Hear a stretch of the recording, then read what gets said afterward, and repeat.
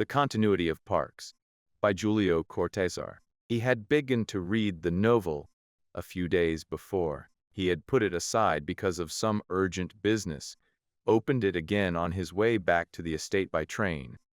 He allowed himself a slowly growing interest in the plot, in the drawing of characters. That afternoon, after writing a letter to his agent and discussing with the manager of his estate a matter of joint ownership, he returned to the book in the tranquility of his study, which looked out upon the park with its oaks. Sprawled in his favorite armchair, with his back to the door, which would otherwise have bothered him as an irritating possibility for intrusions, he let his left hand caress once and again the green velvet upholstery and set to reading the final chapters. Without effort his memory retained the names and images of the protagonists.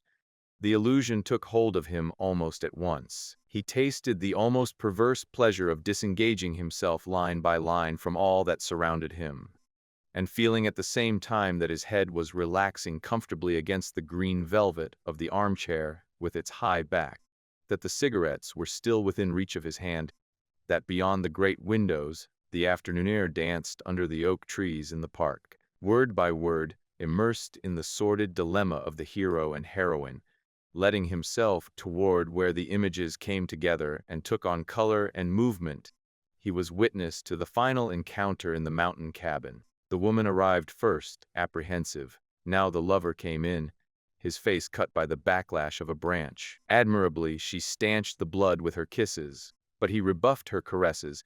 He had not come to repeat the ceremonies of a secret passion, protected by a world of dry leaves and furtive paths through the forest. The dagger warmed itself against his chest, and underneath pounded liberty, ready to spring. A lustful, yearning dialogue raced down the pages like a rivulet of snakes, and one felt it had all been decided from eternity. Even those caresses which writhed about the lover's body, as though wishing to keep him there, to dissuade him from it, sketched abominably the figure of that other body it was necessary to destroy. Nothing had been forgotten. Alibis, unforeseen hazards, possible mistakes. From this hour on, each instant had its use minutely assigned. The cold-blooded, double re-examination of the details was barely interrupted for a hand to caress a cheek. It was beginning to get dark. Without looking at each other now, rigidly fixed upon the task which awaited them, they separated at the cabin door. She was to follow the trail that led north. On the path leading in the opposite direction, he turned for a moment to watch her running with her hair let loose. He ran in turn, crouching among the trees and hedges until he could distinguish in the yellowish fog of dusk the avenue of trees leading up to the house. The dogs were not supposed to bark, and they did not bark. The estate manager would not be there at this hour, and he was not. He went up the 3 porch steps and entered. Through the blood galloping in his ears came the woman's words.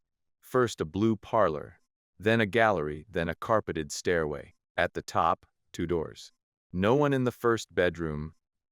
In the second, the door of the salon, and then the knife in his hand, the light from the great windows, the high back of an armchair covered in green velvet, the head of the man in the chair reading a novel.